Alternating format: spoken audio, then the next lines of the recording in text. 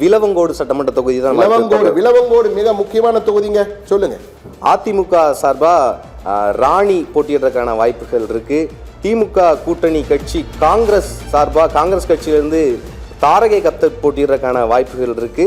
நாம் தமிழர் கட்சி எடுத்துக்கிட்டோம் அப்படின்னா மரிய ஸ்டெல்லா போட்டியிடறதுக்கான வாய்ப்பு இருக்கு. தமிழக வெற்றி கழகத்தை எடுத்துக்கிட்டோம் அப்படின்னா மைக்கேல் குமார் போட்டியிடறதுக்கான வாய்ப்பு. இது முக்கியமான தொகுதிங்க. விலவங்கோடு விஜயதாரணின்னு இருக்காங்க, வழக்கறிஞர் விஜயதாரணி. அவங்க காங்கிரஸ் சார்பில் போட்டியிட்டு வெற்றி பெற்று பிறகு ராஜினாமா செய்து பாஜக போய் சேர்ந்துட்டாங்க. எனவே காங்கிரஸ் தொடர்ந்து வெற்றி பெறக்கூடிய தொகுதிகளில் ஒன்று இந்த விலவங்கோடு சட்டமன்ற தொகுதி. அஇஅதிமுக சார்பிலே பெண்கள் இடையப்படும் போட்டி ஒரே ஒரு ஆண் தான் இருக்காரு. தமிழக வெற்றி கழகம் மைக்கேல் குமார் மட்டும்தான் ஆண். மற்ற 3 பேர் நாம் தமிழர் மரியஸ்டெல்லாம் அறிவிச்சிட்டாங்க. காங்கிரஸ் சார்பில் தாரகை கட்பட், அவங்க ஏற்கனவே இப்போ சிட்டிங் எம்எல்ஏ, அவங்க ஜெயிச்சாங்க, இடைத்தேர்தல் ஜெயிச்சு வந்தாங்க. எனவே அவங்க தான் போட்டியிட வாய்ப்பு அதிகம் இருப்பதாக கூறப்படுகிறது. எனவே விலவங்கோடு சட்டமன்ற தொகுதி காங்கிரஸ் கட்சி சார்பிலே போட்டியிட தாரகை கட்பட்டில் தான் அதிக வாய்ப்பு இருக்கிறது. திமுக நிச்சயம் தொகுதிக்கு வராது. அஇஅதிமுக சார்பில் பார்த்தீங்கன்னா வேட்பாளர் ராணி அவர்கள் ஏற்கனவே தயாராகிட்டாங்க. நாங்கள் தான் ஜெயிக்க போறோன்ற அளவுக்கு அவங்க களமிறங்கி பணியாற்ற தொடங்கிட்டாங்க.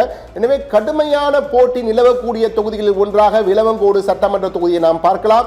காங்கிரஸ், அஇஅதிமுக, நாம் தமிழர், தாவேகா என 4 கட்சிகளும் களமிறங்குகின்ற 3 பெண்களுடன் தமிழக வெற்றி கழகத்தின் மைக்கேல் குமாரும் களமிறங்க போகிறார். என்ன நடக்கப் போகிறது என்பதை பார்ப்போம்.